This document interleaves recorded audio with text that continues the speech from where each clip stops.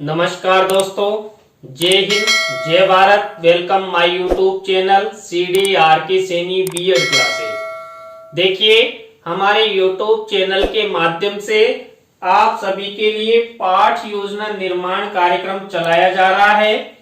इस पाठ योजना निर्माण कार्यक्रम के तहत आप सभी को पाठ योजनाओं का निर्माण करना बताया जा रहा है कि आप सब आपके शिक्षण विषयों पर दैनिक पाठ योजनाएं किस प्रकार बना सकते हैं, किस तरह उद्देश्यों का निर्धारण करते हुए पाठ प्रस्तुतिकरण के अंतर्गत किस प्रकार कौन कौन से शिक्षण बिंदुओं का चयन करते हुए आप पाठ योजना बना सकते हैं।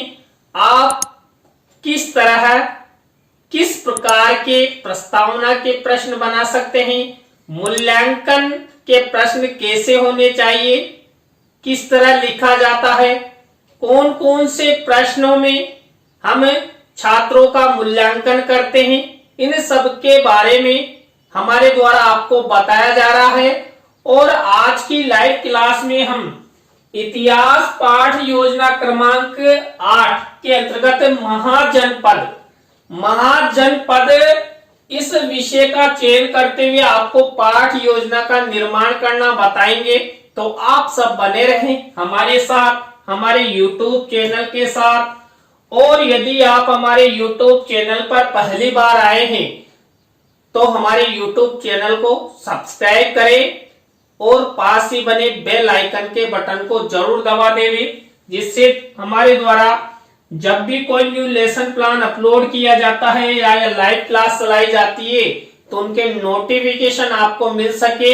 देखिए, जब हम इतिहास शिक्षण की पाठ योजना का निर्माण करते हैं तो हम विद्यालय का नाम, कक्षा, दिनांक, विषय, कालांश का समय और 20 सेंटर में हमारा प्रकरण लिखते हैं। प्रकरण को हमेशा अंडरलाइन किया जाता है, इन्वर्टेड कोमाज में बंद किया जाता है, चाहे आप प्रकरण 10 जगह लिखो, 20 जगह लिखो। जिससे देखिए, अंडरलाइन और इन्वर्टेड कोमाज में बंद करने से तुरंत आपकी जो लेसन प्लान डायरी है इसमें पता लग जाता है कि आप किस पर आधारित है, आपका प्रकरण क्या है, आपने पाठ योजना का विषय क्या लिया है, इसके बारे में पता लगता है। इसलिए आप अंडरलाइन करें और इन्वर्टेड कोमाज में बंद करें। इसके बाद देखिए, हम उद्देश्यों का निर्माण करते हैं, विशिष्टीकरण का निर्माण करते हैं और अपेक्षित व्यवहारगत परिवर्तन का निर्माण करते हैं। देखिए, जब हम उद्देश्य बनाते हैं, विशिष्टीकरण बनाते हैं, अपेक्षित व्यवहारगत परिवर्तन बनाते हैं तो विशेष हमारे प्रकरण को ध्यान में रखते हुए ही हम विशिष्टीकरण और अपेक्षित व्यवहारगत परिवर्तन बनाए जाते हैं। हमारे प्रकरण के अनुसार ही हम सेंटेंस परिवर्तन करते हैं। यहाँ पर देखिए, जो पहला उद्देश्य है ज्ञान, अब ज्ञान से रिलेटेड ये विशिष्टीकरण और ये अपेक्षित व्यवहारगत परिवर्तन। देखिए, यहाँ पर वही विशेष रूप से जो हमारा प्रकरण है, इस प्रकरण को ध्यान में रखा गया है। इसी तरह जो दूसरा उद्देश्य अवबोध, इसमें भी वही 1 से 2 विशिष्टीकरण बनाए गए हैं और 2 से 3 अपेक्षित व्यवहारगत परिवर्तन बनाए गए हैं। इसी तरह जो हमारा नेक्स्ट उद्देश्य है ज्ञानोपयोगी, इस ज्ञानोपयोगी से रिलेटेड ये विशिष्टीकरण है और ये अपेक्षित व्यवहारगत परिवर्तन है। देखिए, यहाँ पर भी वही विशेष रूप से उद्देश्य और प्रकरण को ध्यान में रखते हुए ही ये विशिष्टीकरण और ये अपेक्षित व्यवहारगत परिवर्तन बनाए गए हैं। इसी तरह जो 4th नंबर का उद्देश्य कौशल से रिलेटेड ये विशिष्टीकरण और ये अपेक्षित व्यवहारगत परिवर्तन। इसी तरह देखिए, नेक्स्ट 5वें नंबर का उद्देश्य अभिरुचि से रिलेटेड ये विशिष्टीकरण और ये अपेक्षित व्यवहारगत परिवर्तन। इसी तरह अभिवृत्ति से रिलेटेड ये विशिष्टीकरण और ये अपेक्षित व्यवहारगत परिवर्तन। इसी तरह आपको ये 6 उद्देश्य बनाने हैं। आपको प्रत्येक उद्देश्य का विशिष्टीकरण बनाना है 1 से 2 और अपेक्षित व्यवहारगत परिवर्तन बनाना है 2 से 3। तो प्रत्येक जो इतिहास की पाठ योजना होती है इसमें हम 6 उद्देश्यों का निर्माण करते हैं। 6 उद्देश्यों के आधार पर, प्रकरण के आधार पर विशिष्टीकरण और अपेक्षित व्यवहारगत परिवर्तन बनाते हैं। इसके बाद कक्षा शिक्षण सहायक सामग्री। देखिए, कक्षा शिक्षण सहायक सामग्री 2 प्रकार की होती है, सामान्य और विशिष्ट। देखिए, विशिष्ट शिक्षण सहायक सामग्री के अंतर्गत हम चार्ट, चित्र, मॉडल, प्रतिकृति का निर्माण करते हैं। तो इस पाठ योजना में हम चार्ट और चित्र का प्रयोग करेंगे। इसी तरह देखिए, नेक्स्ट कॉलम आता पूर्व ज्ञान का। छात्र महाजनपदों के बारे में सामान्य जानकारी रखते हैं। देखिए, इतिहास पढ़ने वाला छात्र महाजनपदों के बारे में जो सामान्य जानकारी उसे होती है, क्योंकि अध्यापक बीच बीच में इतिहास के बारे में उन्हें ज्ञान प्रदान करता रहता है, इसलिए सामान्य जानकारी होती है। इसके बाद प्रमुख शिक्षण बिंदु। देखिए, जो हमें महाजनपद प्रकरण पर जो पाठ योजना का निर्माण करेंगे, इसमें जो पाठ प्रस्तुतिकरण होता है, इस पाठ प्रस्तुतिकरण के अंतर्गत हम 3 शिक्षण बिंदु लेंगे। महाजनपदों की सुरक्षा व्यवस्था, महाजनपदों की कर व्यवस्था यानी टैक्स व्यवस्था, महाजनपदों में कृषि परिवर्तन। इस शिक्षण बिंदुओं पर आधारित पूरी पाठ योजना का निर्माण हम करेंगे। तो देखिए, यहां पर जो हमने सबसे पहले क्या किया, सबसे पहले श्यामपट्ट पूर्ति की। श्यामपट्ट पूर्ति के बाद उद्देश्य, विशिष्टीकरण और अपेक्षित व्यवहारगत परिवर्तन का प्रयोग किया। इसके बाद हमने कक्षा शिक्षण सहायक सामग्री, पूर्व ज्ञान और प्रमुख शिक्षण बिंदु। इसके बाद हमारी मुख्य पाठ योजना शुरू होती है। मुख्य पाठ योजना प्रस्तावना शिक्षण बिंदु से शुरू होती है। देखिए, यहाँ पर प्रस्तावना शिक्षण बिंदु। अब इस प्रस्तावना शिक्षण बिंदु में मैंने आपको बताया था हम 3 से 5 प्रश्न लेते हैं। अंतिम प्रश्न समस्यात्मक होता है। सरल से कठिन शिक्षण सूत्र का प्रयोग किया जाता है। हमें प्रस्तावना के प्रश्न चित्र के माध्यम से भी कर सकते हैं। प्रश्न उत्तर संक्षिप्त होने चाहिए जिससे छात्र उन्हें आसानी से बता सके। देखिए, इस पाठ योजना में भी इसी प्रक्रिया का सहारा लिया गया है। यहाँ पर पहला प्रश्न देखिए, सोने की चिड़िया किस देश को कहा जाता था? देखिए, भारत को। और इसी भारत से हमारा नेक्स्ट प्रश्न बना हुआ है, भारत देश को शासन व्यवस्था के हिसाब से किन में बांटा गया है? देखिए, हमारे देश में शासन व्यवस्था की दृष्टि से हमारे देश को राज्यों में बांटा गया है। इन्हीं राज्यों से अगला प्रश्न बना हुआ है, राज्यों की शासन व्यवस्था को किस आधार पर बांटा गया है? देखिए, राज्य की शासन व्यवस्था को भी हम जिलों के आधार पर बांटा गया है। इस जिलों से ही अगला प्रश्न बना हुआ है, प्राचीन समय में जिलों को किस अन्य नाम से जाना जाता था? जनपदों के नाम से जिलों को जाना जाता था। और इसके बाद इसी जनपद से अगला प्रश्न बना कि महाजनपदों के बारे में आप क्या जानते हैं? देखिए, जनपद जो बृहद आकार के होते थे, जिनकी प्रसिद्धि होती थी, उन्हें महाजनपद कहा जाने लगा। तो महाजनपदों पर आधारित पाठ योजना हम आपको यहां पर बताएंगे। तो इन प्रस्तावना के प्रश्नों में देखिए, हमने वही यहां पर 3 से 5 प्रश्न ले सकते हैं। तो हमने यहां पर जो 5 प्रश्न लिए, इन 5 प्रश्नों में अंतिम प्रश्न समस्यात्मक हुआ। समस्यात्मक प्रश्न हुआ तो यहाँ पर प्रश्नों में संक्षिप्तता भी ली गई है, उत्तरों से प्रश्न बनाए गए हैं। सरल से कठिन की ओर शिक्षण सूत्र का प्रयोग किया गया है। और देखिए यहां पर जो प्रश्नों की संक्षिप्तता है, प्रश्नों में तारतम्यता है, जिग जैक है, इन सब बातों का आपको भी जब आप प्रस्तावना के प्रश्न बनाए तो ध्यान में रखते हुए ही बनाना है। प्रस्तावना प्रश्नों के बाद हमारी सेकंड स्टेप आती है उद्देश्य कथन।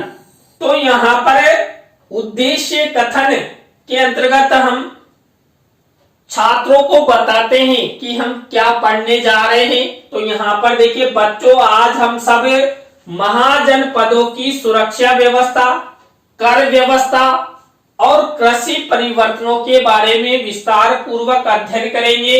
देखिए जो हमारा पूर्व ये भारत का मानचित्र है, इस भारत के मानचित्र को दिखाकर भी हम उद्देश्य कथन कर सकते हैं। देखिए यहां पर जनपद और महाजनपद और नगरों से संबंधित ही ये भारत का मानचित्र है। तो यहां पर चित्र के माध्यम से भी हम उद्देश्य कथन कर सकते हैं। इसके बाद देखिए हमारी नेक्स्ट स्टेप आती है प्रस्तुतिकरण यानी लेसन प्रेजेंटेशन। देखिए लेसन प्रेजेंटेशन के अंतर्गत हम 3 शिक्षण बिंदु लेते हैं और तीनों शिक्षण बिंदु हमने आपको पहले ही बता दिए हैं। तो यहाँ पर पहला जो शिक्षण बिंदु है महाजनपदों की सुरक्षा व्यवस्था। महाजनपदों की सुरक्षा व्यवस्था से रिलेटेड 3 विकासात्मक प्रश्न किए जाते हैं और ये विकासात्मक उत्तर बनाए जाते हैं। जब भी आप दैनिक पाठ योजना का निर्माण करो तो आपको सबसे पहले जो भी शिक्षण बिंदु आप लेते हैं उनका विकासात्मक प्रश्न बनाना है। विकासात्मक प्रश्नों के बाद हम क्या बनाते हैं? विकासात्मक प्रश्नों के बाद हम छात्र अध्यापिका कथन करते हैं। किससे रिलेटेड? जो हमने शिक्षण बिंदु लिया महाजनपदों की सुरक्षा व्यवस्था, तो इससे रिलेटेड ये छात्र अध्यापिका कथन है। और इसी में से जो मुख्य कोई शब्द है, सेंटेंस है या कोई डेफिनेशन है, इस डेफिनेशन को हमें शामपट कार्य में ब्लैक शीट के मिनीचर पर लिखते हैं। देखिए हमने सबसे पहला महाजनपदों की सुरक्षा व्यवस्था जो हमारा मेन शिक्षण बिंदु है उसको लिखा और उसके बारे में कोई शब्द सेंटेंस है ये हमने ब्लैक शीट के मिनीचर पर लिख रखा है। इस छात्र अध्यापिका कथन से रिलेटेड ही देखिए यहाँ पर शिक्षण सहायक सामग्री में वही चित्र का प्रयोग किया गया है। देखिए यहाँ पर जो महाजनपद कालीन जो इमारतें हैं, किले हैं, उनके बारे में ये चित्र दिखाया गया है। तो आपको भी इस छात्र अध्यापिका कथन में इसी प्रक्रिया का सहारा लेना है। अब इसी के बाद इसी में से ही हम क्या करते हैं? बोध प्रश्न करते हैं। किससे रिलेटेड? महाजनपदों की सुरक्षा व्यवस्था जो हमारा शिक्षण बिंदु है। तो देखिए हम 3 से 5 बोध प्रश्न बना सकते हैं। जितनी विषय वस्तु होती है उसके हिसाब से बोध प्रश्न बनाए जाते हैं। तो यहाँ पर मेरे द्वारा 4 बोध प्रश्न बनाए गए हैं। आप 3 भी बना सकते हैं, 4 भी बना सकते हैं, 5 भी बना सकते हैं। देखिए जो हमने पहला शिक्षण बिंदु लिया कौन सा? महाजनपदों की सुरक्षा व्यवस्था। इससे रिलेटेड हमने सबसे पहले विकासात्मक प्रश्न किए। विकासात्मक प्रश्नों के बाद छात्र अध्यापिका कथन किया। इसके अंतर्गत हमने ब्लैक शीट का निर्माण किया और शिक्षण सहायक सामग्री में हमने चित्र का मेंशन मिनीचर के रूप में किया। तो ये हमारा पहला शिक्षण बिंदु कंप्लीट। इसी तरह देखिए हमारा दूसरा शिक्षण बिंदु जो हमने आपको पहले भी बताया था कि महाजनपदों में कर व्यवस्था, टैक्स व्यवस्था के बारे में हमारा दूसरा शिक्षण बिंदु रहेगा। वही हम विकासात्मक प्रश्न और विकासात्मक उत्तर बनाएंगे। देखिए 3 विकासात्मक प्रश्न बनाए गए हैं। तो आपको भी इसी तरह विकासात्मक प्रश्न बनाने हैं। विकासात्मक प्रश्नों के बाद वही देखिए छात्र अध्यापक छात्र अध्यापी का कथन किससे रिलेटेड, महाजनपदों की कर व्यवस्था से रिलेटेड। अब देखिए इसी में से हम क्या करते हैं, इसी में से हमें वही श्याम पट कार्य में मुख्य शब्द सेंटेंस को मिनीचर के रूप में लिखते हैं और शिक्षण सहायक सामग्री में देखिए यहाँ पर महाजनपदों के बारे में है। देखिए जो 16 महाजनपद थे उनके बारे में ये बताया गया है मानचित्र के माध्यम से। हमारा जो भारत देश में इन 16 जनपदों में कितना वृहद रूप से दिखाई देता था, अब तो वर्तमान में बहुत सारे टुकड़े हो चुके हैं। तो ये देखिए शिक्षण सहायक सामग्री में आपको मानचित्र का मिनीचर के रूप में प्रयोग करना है। अब वही महाजनपदों की कर व्यवस्था से रिलेटेड क्या करेंगे, बोध प्रश्न बनाएंगे। वही मैंने आपको बता दिया, बोध प्रश्न 3 से 5 बना सकते हैं। जितनी विषय वस्तु होती है उसके हिसाब से हम क्या करते हैं, बोध प्रश्न बना सकते हैं। देखिए यहाँ पर मेरे द्वारा वही 4 बोध प्रश्न बनाए गए हैं, आप 3 भी बना सकते हैं, कोई दिक्कत ना है। तो ये हमारे 2 शिक्षण बिंदु कंप्लीट हो गए और इन सब में हमने क्या प्रक्रिया अपनाई, इन सब में हमने वही क्या विकासात्मक प्रश्न, छात्र अध्यापक छात्र अध्यापी का कथन और बोध प्रश्न, ये स्टेप आपको विशेष ध्यान रखनी है। चाहे आप इतिहास की पाठ योजना बनाओ या भूगोल की बनाओ या एसएस वर्ग की बनाओ, इसमें इनमें वही प्रक्रिया अपनाई जाती है। तो इसी तरह देखिए हमारा 3rd शिक्षण बिंदु महाजनपदों में कृषि परिवर्तन। अब महाजनपदों में कृषि परिवर्तन से रिलेटेड हमारा 3rd नंबर का ये प्रस्तुतिकरण के अंतर्गत शिक्षण बिंदु है।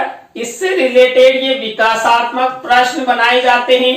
वही 3 विकासात्मक प्रश्न बनाए जाते हैं। यहाँ पर तारतम्यता नहीं रखते हैं, केवल प्रस्तावना के प्रश्नों में तारतम्यता जिग का प्रयोग किया जाता है। तो ये केवल जो हम शिक्षण बिंदु लेते हैं ना, उसके विकास हेतु ये विकासात्मक प्रश्न पूछे जाते हैं। तो विकासात्मक प्रश्नों के बाद वही छात्र अध्यापक छात्र अध्यापी का कथन किया जाता है, किससे रिलेटेड, महाजनपदों में कृषि परिवर्तन से रिलेटेड। अब इसी में से हम क्या करते हैं, मैंने पहले भी आपको बता दिया है, इसी में से हम मुख्य शब्द सेंटेंस को श्याम पट के ब्लैक शीट के मिनीचर पर लिखते हैं। देखिए यहाँ पर मेरे द्वारा लिखा गया है। इसी से रिलेटेड देखिए शिक्षण सहायक सामग्री में चित्र मिनीचर के रूप में लगाया जाता है। तो यहाँ पर इसी तरह इसी प्रक्रिया इसी फॉर्मेट का आपको प्रयोग करना है। इसके बाद देखिए हम जो ये छात्र अध्यापक छात्र अध्यापी का कथन करते हैं, इसी में से जो बोध प्रश्न बनाते हैं वही 3 से 5 बोध प्रश्न हम बना सकते हैं। तो ये बोध प्रश्न है, ये बोध उत्तर है, किससे रिलेटेड, महाजनपदों में कृषि व्यवस्था यानी कृषि परिवर्तन से रिलेटेड। तो देखिए यहाँ पर हमने प्रस्तुतिकरण के अंतर्गत 3 शिक्षण बिंदु लिए। पहला शिक्षण बिंदु महाजनपदों में सुरक्षा व्यवस्था, दूसरा शिक्षण बिंदु महाजनपदों में कर व्यवस्था, 3rd शिक्षण बिंदु महाजनपदों में कृषि परिवर्तन। अब तीनों शिक्षण बिंदुओं में हमने एक ही प्रक्रिया अपनाई है। सबसे पहले विकासात्मक प्रश्न, विकासात्मक प्रश्नों के बाद छात्र अध्यापक छात्र अध्यापी का कथन, छात्र अध्यापक छात्र अध्यापी का कथन के अंतर्गत हमने वही श्यामपट्ट कार्य में ब्लैक शीट का यूज किया। इसके बाद शिक्षण सहायक सामग्री में हमने चित्र मिनीचर के रूप में लगाए और इसके बाद बोध प्रश्न।